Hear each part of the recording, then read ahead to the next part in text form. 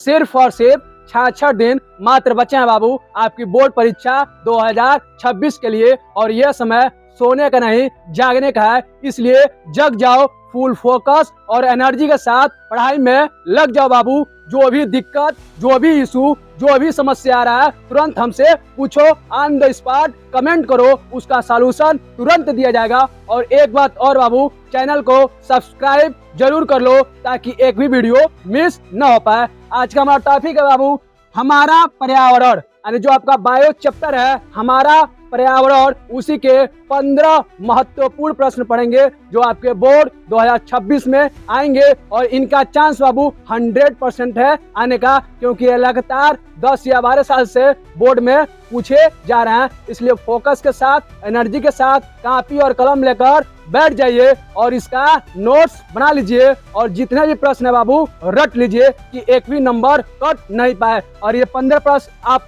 याद कर लेंगे तो आपका 5 नंबर कन्फर्म है बाबू, कोई काट कर नहीं ले जा पाएगा। तो चलिए शुरू करते हैं।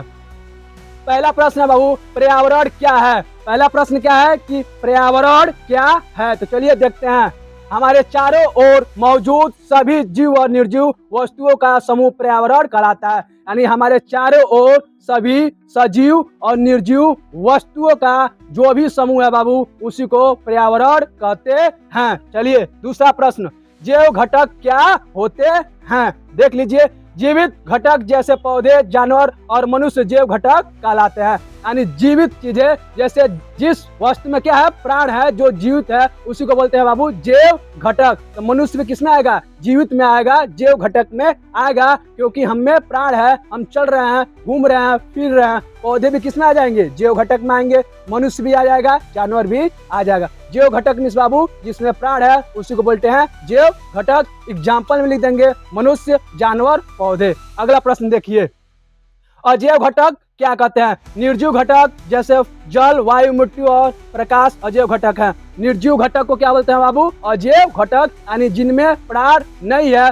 उन्हीं को बोलते हैं अजैव घटक। जैसे मिट्टी हो गया बाबू, जल हो गया, वायु हो गया, प्रकाश हो गया, यही सब क्या है तो अजैव घटक है। इसी तरह लिख देंगे, आपका एक भी नंबर नहीं कटेगा। अगला प्रश्न देखिए, परितंत्र क्या है। क्या पूछ रहा है बाबू, परितंत्र क्या है। तो देख लीजिए, जीव और उनके पर्यावरण के बीच संबंध को परितंत्र कहते हैं। जीव और उनके पर्यावरण के बीच जो भी संबंध होता है बाबू, जो भी कनेक्शन होता है उसी को बोलते हैं परितंत्र। चलिए अगला प्रश्न, उत्पादन किसे कहते हैं। क्या पूछ रहा है, उत्पादन किसे कहते हैं। तो देख लीजिए, जो अपना भोजन स्वयं बनाते हैं उन्हें उत्पादन कहते हैं। यानी जो अपना भोजन स्वयं बनाते हैं उन्हीं को बोलते हैं बाबू उत्पादन। इनमें कौन आ जाएगा, तो इनमें पौधे आ जाएंगे। अगला प्रश्न देखिए, उपभोक्ता किसे कहते हैं। क्या पूछ रहा है बाबू, उपभोक्ता किसे कहते हैं। तो देख लीजिए, जो भोजन के लिए दूसरों पर निर्भर होते हैं वे उपभोक्ता कहलाते हैं। जो भोजन के लिए दूसरों पर निर्भर होते हैं बाबू उसी को बोलते हैं उपभोक्ता। जैसे मनुष्य हो गया और जानवर हो गया, क्योंकि हम भी अपना भोजन के लिए पेड़ पौधों पर क्या होते हैं, निर्भर होते हैं। अगला प्रश्न देखिए, अपघटक क्या होते हैं। क्या पूछ रहा है, अपघटक क्या होते हैं। तो देख लीजिए, जो मृत जीवों को सड़ाकर मिट्टी में मिला देते हैं वे अपघटक कहलाते हैं। जो मृत चीजों को सड़ाकर मिट्टी में मिला देते हैं बाबू उन्हीं को बोलते हैं अपघटक। अगला प्रश्न देखिए, खाद्य श्रृंखला क्या है। क्या पूछ रहा है बाबू, खाद्य श्रृंखला क्या है। तो देख लीजिए, जीवों में भोजन के आदान प्रदान की श्रृंखला को खाद्य श्रृंखला कहते हैं। जीवों में भोजन की आदान प्रदान यानी लेन देन की श्रृंखला को ही बोलते हैं बाबू, क्या बोलते हैं, तो खाद्य श्रृंखला बोलते हैं। चलिए अगला प्रश्न, खाद्य जाल क्या है। क्या पूछ रहा है बाबू, अब खाद्य जाल क्या है। तो देख लीजिए, कई खाद्य श्रृंखलाओं का आपस में जुड़ना खाद्य जाल कहलाता है। कई खाद्य श्रृंखलाओं को जो आपस में मिला देंगे बाबू तो उसी को बोलते हैं खाद्य जाल। अगला प्रश्न देखिए, 10% का नियम क्या है। क्या पूछ रहा है, 10% का नियम क्या है। मोस्ट इंपॉर्टेंट है बाबू। देखिए, ऊर्जा का केवल 10% भाग अगले पोषण स्तर तक पहुंचता है। क्या बोल रहा है, ऊर्जा का केवल 10% भाग अगले पोषण स्तर तक पहुंचता है, इसी को बोलते हैं बाबू 10% नियम। देख लीजिएगा, मोस्ट इंपॉर्टेंट है। देखिए 11वां प्रश्न, जैव संचयन क्या है? क्या पूछ रहा है? जैव संचयन क्या है? तो देख लीजिए, हानिकारक रसायनों का खाद्य श्रृंखला में बढ़ते जाना जैव संचलन कहलाता है। यानी हानिकारक रसायनों का यानी केमिकलों का खाद्य श्रृंखला में बढ़ते जाना जैव संचयन कहलाता है बाबू। देखिए अगला प्रश्न, ओजोन परत का क्या कार्य होता है? क्या पूछ रहा है बाबू? ओजोन परत का क्या कार्य होता है? तो देख लीजिए, यह सूर्य की हानिकारक पराबैंगनी किरणों से पृथ्वी की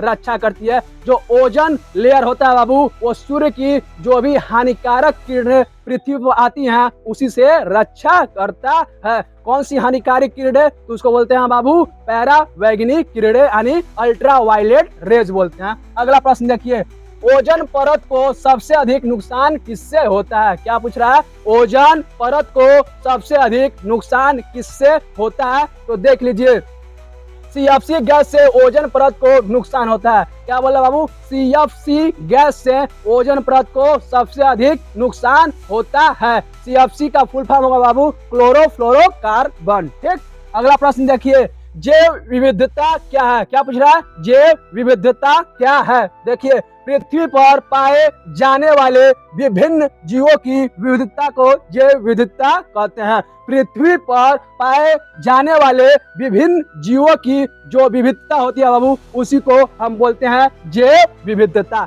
लास्ट देखिए, पर्यावरण संतुलन क्या है? क्या पूछ रहा है? पर्यावरण संतुलन क्या है? तो देख लीजिए, जीवों और पर्यावरण के बीच संतुलन को पर्यावरण संतुलन कहते हैं। जीवों और पर्यावरण के बीच जो भी संतुलन होता है बाबू, उसी को बोलते हैं पर्यावरण संतुलन। ये आपके थे 15 मोस्ट इंपॉर्टेंट क्वेश्चन जो आपके बोर्ड 2026 में आएंगे, इसलिए इन्हें रट लीजिए और पढ़ाई में जुट जाए बाबू, क्योंकि अब समय बहुत ही कम बचा है और इसी तरह देखते रह जाएंगे तो ये भी समय निकल कर चला जाएगा। अब दिखाने का समय है बाबू, देखने का समय नहीं है कि दिखा दीजिए हम भी टॉप कर सकते हैं, हम भी 90% ला सकते हैं।